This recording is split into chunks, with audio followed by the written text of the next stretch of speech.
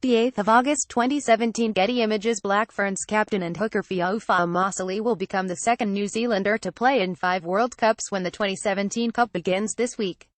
She follows Anna Richards, who played in the tournaments between 19,912,010. It has been a significant journey, with the profile of the women's game changing significantly over her career.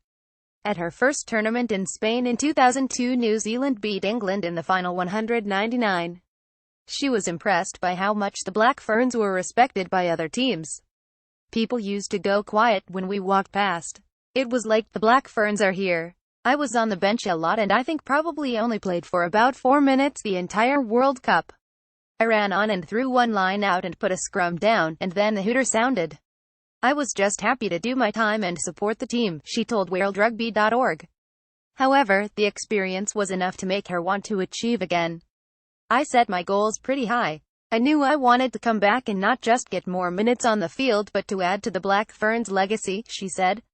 By 2006 in Canada, it was obvious other countries were picking up their game.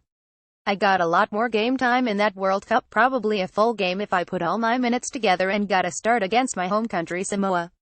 Being a dominant team, we had a target on our back and all the other teams were out to bring us down.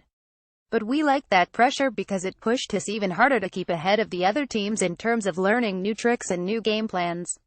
It challenged us to step it up another notch, she said.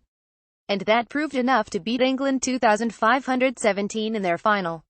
The 2010 World Cup was held in England, and the host team had beaten the Black Ferns the year before, so the challenge ahead of the side was obvious.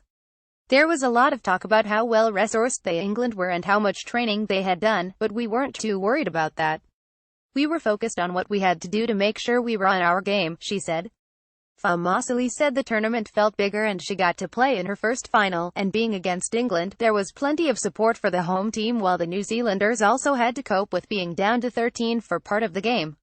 Holding the trophy aloft after the final was sweeter than the previous 2 because I felt I had fully contributed to it, she said. France in 2014 was to be a different story for the side, as a 20-match unbeaten run was ended in a pool defeat by Ireland, leaving the side to finish 5th. It was my first World Cup as captain and we went into the tournament confident that I'd put the win in and had the right team to do well, she said. However, there had been a marked improvement by the other sides, with Canada making an impact. In the game against Ireland, it just felt that we were on D the whole time. They'd clearly done their homework on us and came out to play. They were really physical and took it to us up front and were the better team on the day, she said. But missing the semi-finals was tough, especially when learning that a draw between England and Canada had left no way for New Zealand to make the last 4. Faamausili said she had been doing media work and no one had told her. All I had in my head was that if we won the game by 4 or more tries, we'd be through, and that's how it went.